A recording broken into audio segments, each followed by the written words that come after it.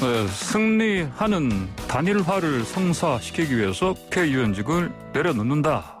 이렇게 사퇴의 변을 내놓은 열린민주당 김진애 서울시장 후보가 이런 얘기를 했는데요.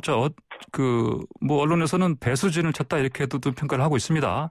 직접 김진애 후보의 얘기를 들어보도록 하겠습니다. 안녕하십니까? 네, 안녕하십니까? 예.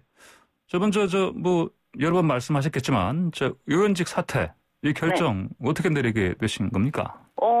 저는 처음 출마 선언할 때부터 각오했던 거고요. 예. 2월 초 정도에 박영선 후보 좀 출마가 늦어지고 또 경선 일정이 나오면서 아무래도 충실한 단일화가 되기 어려워서 이제는 사퇴하는 외에는 방법이 없겠다 이렇게 각오를 해왔고요. 예. 그런 의사를 밝혀왔습니다만 잘 믿질 않으셔서 그래서 3월 2일 날 그때는 이제 경선 바로 끝나고 난 다음에 그리고 난 다음 날 제가 확실하게 밝히고 오늘 이제 사직서를 제출을 합니다. 여러 가지 이번에 있는 일이 좀 이제 의정사나 헌정사에서 잘 없는 일이라서 확인할 서류들도 굉장히 많고 그래서 다 준비가 됐습니다. 이제 오늘 냅니다.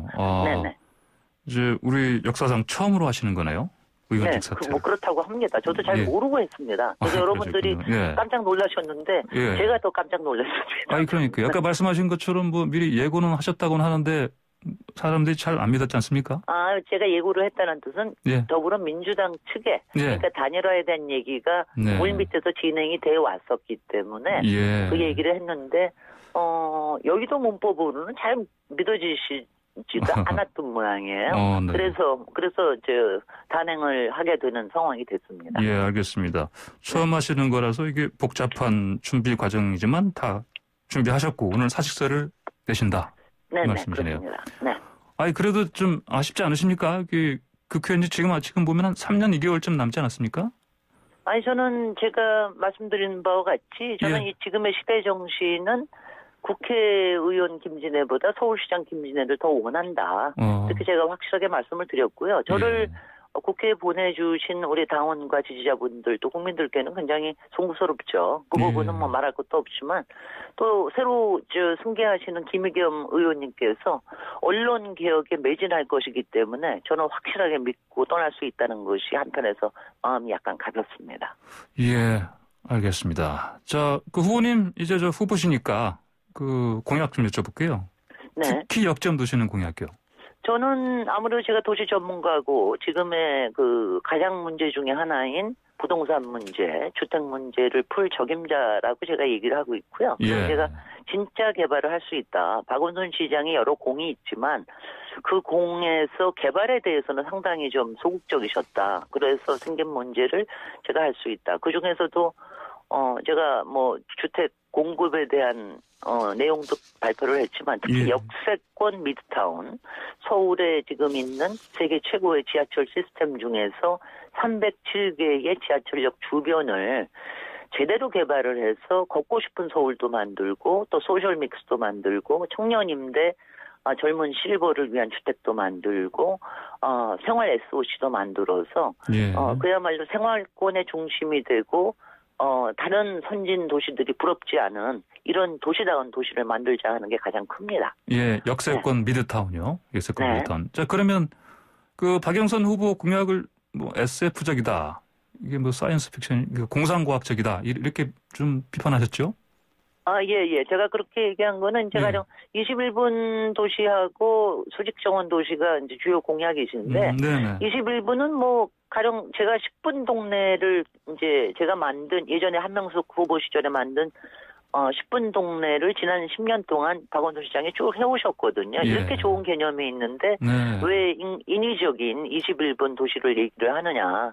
더군다나 앞에 지하철역 307개를 보셔도 알 수 있듯이 서울은 굉장히 복잡한 기존의 땅과 사람과 그동안 만든 인프라들이 굉장히 기반이 탄탄합니다. 이거를 이용을 해야 되고 서울에서도 2030 계획에 의하면 약 123개의 지역 중심이 생기게 돼 있어요. 생활권이 돼 있고 또 23개의 생활 중심이 만들어지게 돼 있는데 이런 부분을 다 그냥 헤쳐버리고 21분이라고 하는 상당히 좀 허황된 개념으로 얘기하는 게 바람직하지 않다. 이런 얘기를 드렸고요. 예. 수직정원 도시에 대해서는 본인이 좀 더 설명을 명확하게 하셔야지 저보고 자꾸 설명을 하라고 기자분들이 물어보면 저도 예. 당황스럽습니다만은 그만큼 제대로 설명이 안 돼 있고 현실적이지도 않고 비용에 대한 거라든가 이런 부분에 대한 의구심이 시민들 사이에 상당히 있다고 생각을 합니다. 예. 네. 알겠습니다.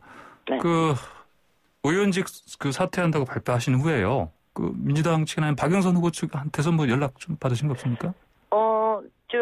저는 워낙 충격이 심해서 한 이틀 정도는 아무 연락이 없다가 예. 제가 지난 목요일 날 한번 만나 뵈야 되지 않느냐 바꿔보치게 했는데 아직 성사가 안 됐고요. 예. 당 차원에서는 계속 대화를 하고 있는 것으로 알고 있습니다. 그리고 그 예. 부분에 저도 의견을 확실하게 제시를 하고요. 그런데 아무래도 이거는 당 사이의 단일화이고, 예.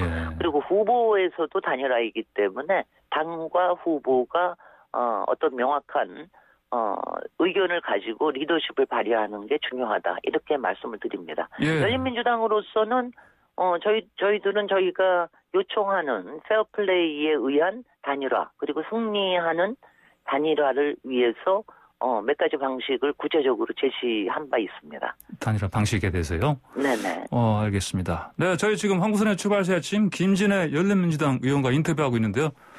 저희 유튜브 보이는 라디오로 동시 접속자 수가 이례적으로 크게 늘고 있습니다. 예, 김진애 의원님. 네네. 팬이 아주 많이 많으신 것 관심들을 같습니다. 많이 받고 있습니다. 그다음에 네. 제가 이번에 그 평가 방식에서도 예. 당원 투표가 그 안에 들어 있는데 저는 네네. 더불어민주당의 전 권리당원을 다 받겠다. 제가 본선에서 승리하려면 네. 그쪽 당원들의 마음을 얻지 못하고 어떻게 승리할 수 있겠습니까? 그래서 그런 제안까지 했기 때문에 관심들이 더 높아지시는 것 같습니다. 그러시군요. 네. 자, 그런데 이 단일화 시점을 두고 좀 셈법이 좀 다른 것 같습니다. 근데 이제 김진애 의원께서는 후보께서는 그 후보 등록일은 18일, 19일이지 않습니까? 그때까지 쭉 여유 있게 토론도 여러 번 벌이자 이런 입장이십니까?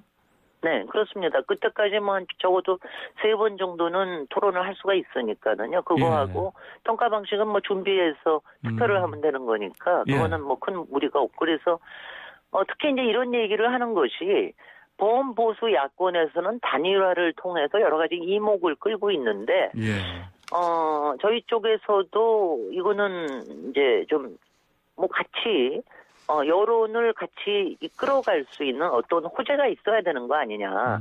사실 지금이 코로나 상황에서의 선거이기 때문에 저희가 바깥에서 하는 선거는 굉장히 줄어들어 있습니다. 사람이 많이 모이지도 못하고요. 그래서 많은 경우에 온라인과 미디어를 통한 선거가 되기 때문에 이런 부분에서 기대를 좀 높이는 것이 바람직하지 않는가. 저는 열린민주당과 저는 대승적인 차원에서 그렇게 말씀을 드리는 겁니다. 예, 그러시군요. 자, 그러면요. 어제 박영선 후보와 조정훈 후보 단일화 이뤘습니다. 근데 이제 그동안 제가 그 언론 인터뷰를 좀 봤더니 밋밋하다 이런 표현을 많이 쓰시던데 어제 단일화도 밋밋했습니까? 이것도? 네, 경선도 밋밋했고 이번에도 밋밋한 그걸 보면은요. 어저께 발표를 하는데 여론조사 결과도 발표를 안 해요. 아니 그런 식으로 그러니까 이거는 뭐냐면 완전히 그냥 덮어주고 다 가자고 하는 대세로 그냥 밀고 가자고 하는 건데 오늘 아침에도 여론조사가 나왔습니다마는 양쪽이 완전히 팽팽합니다. 어떻게 될지를 모르는 이런 상황이기 때문에 그냥 이렇게 안전하게만 갔다가는 우려되는 바가 안전하게 패할 수도 있다. 그러니까 좀 더 긴장감 있게 그리고 시민들한테 어떤 기적과 이변을 보여주면서 가는 게 훨씬 더 바람직하다. 가령 예컨대 이번에 국민의힘에서도 오세훈 시장이 후보가 된 거는 상당히 의례적인 거로 받아들이지 않습니까? 그런 이변이 우리에게도 필요하다. 저는 제 자신이 칠사구시적인 도시 전문가 출신으로서 가장 지금 1년 3개월에 서울시장의 가장 최적임자다. 저는 저 자신을 그렇게 책임으로 생각을 하고 있고요. 시민들께서도 그렇게 많이 생각해 주시는 분이 많기를 바라면서 저는 이런 단일화를 가는 과정에서 모든 걸 투명하게 하자. 토론도 여성 대 여성으로 이렇게 되게 되는데 우리가 대통령 스탠딩 토론, 주도 토론, 자유 토론 이렇게 해가지고 서로의 내공과 실력과 그리고